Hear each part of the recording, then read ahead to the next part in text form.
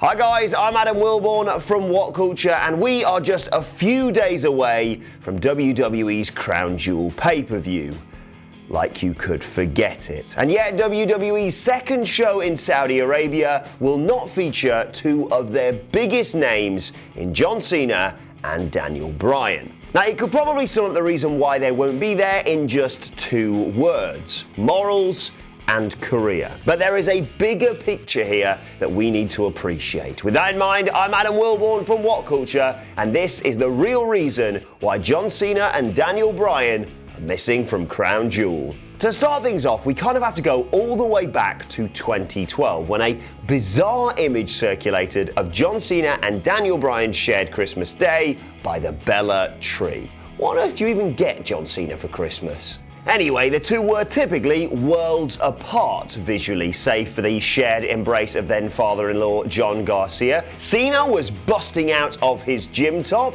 It's Christmas Day, mate, wear a jumper. Whereas Bryan looked like the staff clerk there to sell him his vitamins. In that moment of festive familiarity, though, they became oddly unified in the mind's eye of the wrestling audience. Moving forward, it had been their respective relationships with Nikki and Brie that had brought them to the same place and the same time that Christmas, but a scintillating SummerSlam 2013 main event was a match so sublime that it solidified them as brothers of an entirely different kind. Now, regardless of his Hollywood commitments in 2018, John Cena's disarming earnestness has all the bounce of his new, well-conditioned side parting. I don't know what he asked for in the barbers, maybe the JBL? And Daniel Bryan had a similar level of purity behind his eyes as he announced his return to the ring earlier this year. And so, bringing it up to present day, the duo have taken a pure and earnest look at a card severely lacking in both and turned it down. But what are the wider ramifications now the decision has been made, and why did they decide to do this now? Right, well, the champ is here an awful lot less than he used to be these days, and it's beginning to trigger some awkward echoes of his most financially fruitful program. His 2010 and 2011 pre-WrestleMania gabfest with Dwayne "The Rock" Johnson were predicated upon the pair having entirely different philosophies about this business. Cena literally wore the company on his sleeve, and his waist, and his head, and his wrist. Look, the walking merch stand was everything the contemporary version of the company stood for. The angle only worked because it was so believable. For one of the only times in his career, The Rock was left stammering and speechless by a verbal combatant because the truths were so hard. He may have been the most electrifying man in sports entertainment, but he was shocked to the core by Cena's takes on his limp loyalty. Few would have been permitted to even getting that close to touching such a nerve, of course. Just how even fewer will now be able to lob the same insults at Cena, now he's off making movies. But anyway, at April's Greatest Royal Rumble, John Cena addressed the Saudi Arabia crowd to talk in detail about a future as bright as his neon attire. He was on message as usual, as was the entire company, thanks to co-promoted videos and a strategic social media plan in keeping with the country's Vision 2030 diversification plan.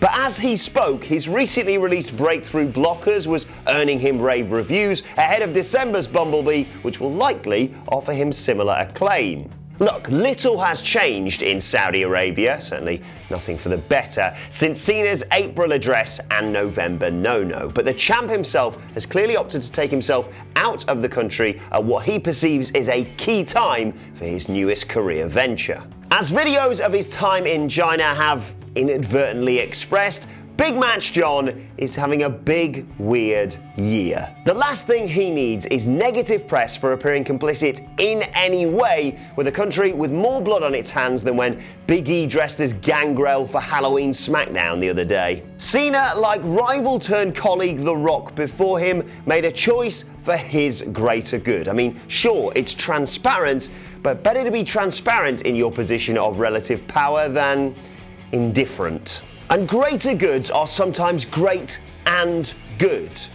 Daniel Bryan can wholly be considered as both. The murder of Jamal Khashoggi was a step too far for the ethically conscious Bryan. It's worth remembering, because WWE were only too happy to allow us to forget, that the Yes Man worked 76 minutes the last time he was there, entering first and lasting all the way to the closing stretch before Big Cass, hey, remember him, hauled him out of the Banter Battle Royal. Bryan did his bit for the cause on night one, but the cause has changed. Whatever cause the company spun in April has been lost to the monstrosity of this Khashoggi situation.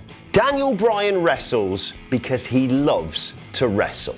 I'm sure he likes to win, I'm sure he likes to main event, and I'm sure he likes to make money, but he loves to wrestle. It's that love that keeps him away from his other loves, and it's that love that made him fight for his dreams before WWE made it a slogan on a t-shirt. On the Crown Jewel Go Home SmackDown Live, Daniel Bryan's tap-out loss to AJ Styles wrote him off the show at his request. It was done in a manner that was arguably WWE's cynical effort to portray Bryan as the quitter they possibly perceive him to be. Speculatively, but with much circumstantial evidence on the table, the respective career and moral paths of John Cena and Daniel Bryan are the real reason they will not be there at Crown Jewel on Friday.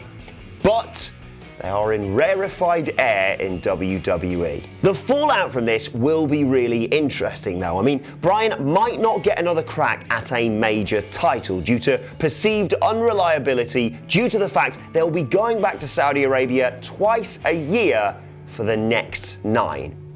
But then again, this was a guy who didn't seem that moved about signing a new contract this year. The life of Bryan beyond Vince McMahon's four walls would see him as something of a messiah, not a very naughty boy. Similarly, you could probably count the fingers on one 5-knuckle shuffle the amount of times John Cena has told the big man no.